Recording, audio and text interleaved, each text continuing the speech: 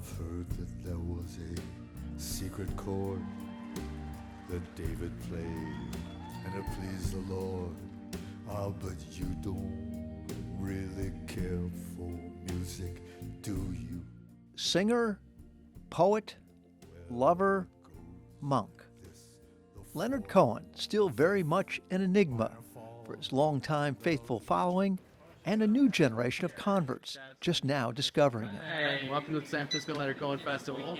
Quite the thing here. Would you like the program? Since Leonard Cohen's death in 2016, there's been no shortage of tribute shows, music compilations, and interpretations of his work.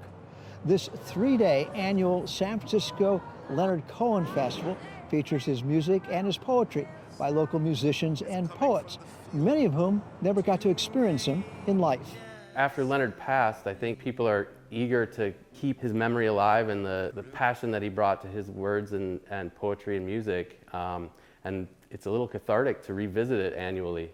There's so much comedy in what he says. Clay Eugene Smith started the festival in 2018, soon after Leonard Cohen's death at age 80.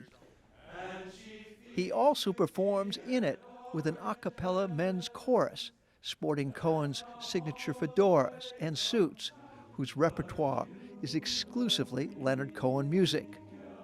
Calling themselves the Conspiracy of Beards, they've been performing at clubs around the San Francisco Bay Area for more than 2 decades.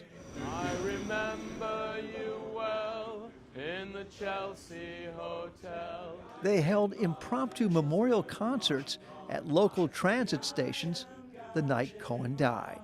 His passion for poetry, his words, asking questions, a little bit of religion, a little bit of politics, diving deep into those things and not having all the answers. If you want a lover, I'll do anything you ask me to.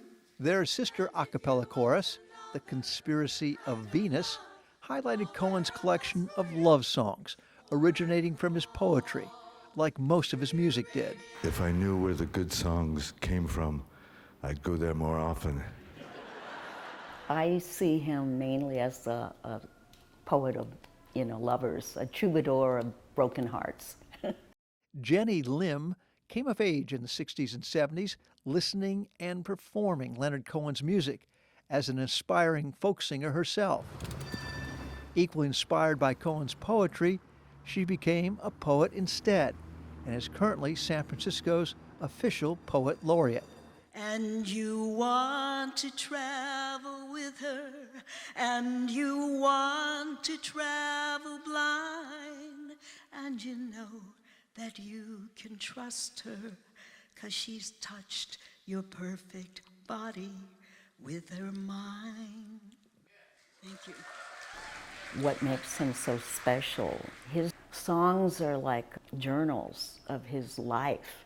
And because they're so deeply personal and intimate, they become universal because everyone can identify with his struggles, his conflicts, his love affairs, his heartbreaks, his grappling with his spirituality, and his self-criticism as a human being. Writing songs with someone is an intimate process. You have to shed the ego, take risks. Having been invited into Leonard's Tower of Song, I got to know him well. Sharon Robinson was a co-songwriter on Leonard Cohen's albums. She traveled with him on his first international tour, starting as a backup singer with his band, and played with him on his last.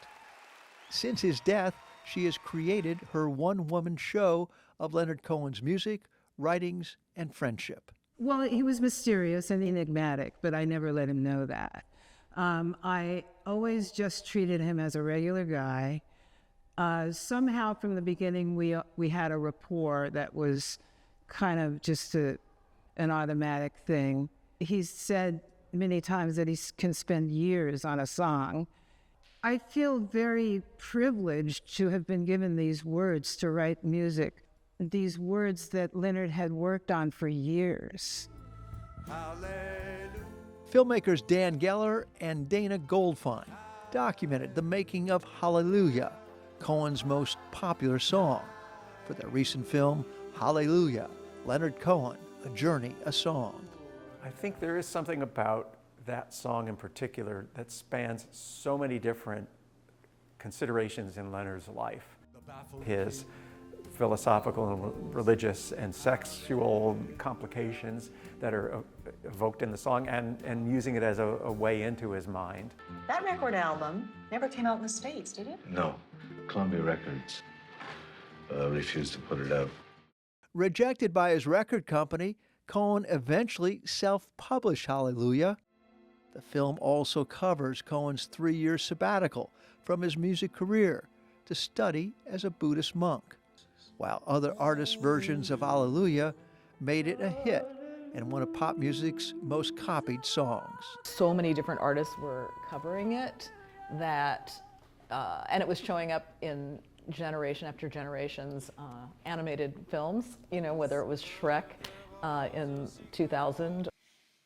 And I think if you're a 20-year-old who has not found love, or a 30-year-old who has found love and challenges in relationships, or you're a 50-year-old who's dealing with the loss of a parent, or you're dealing with your own mortality, Leonard can be with you through your whole lifetime.